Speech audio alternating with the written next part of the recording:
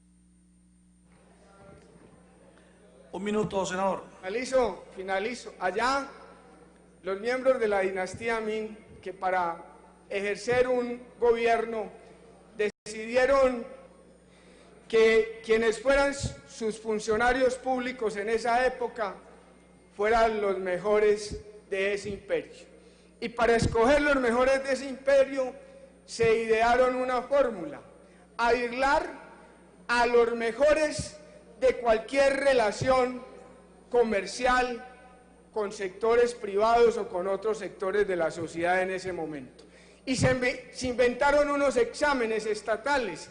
y esos exámenes significaban que esos funcionarios públicos, o esos que quisieran ser funcionarios públicos, se tenían que aprender de memoria más de 481.000 textos de Confucio para poder llegar a ser funcionarios. Pareciera que aquí unos sectores quieren obligar a que el Estado solamente tenga gente que se dedique a este ejercicio y a esta actividad, y que sus relaciones del pasado sean un delito o sean un impedimento para cumplir esta noble labor del ejercicio público. Muchas gracias, presidente.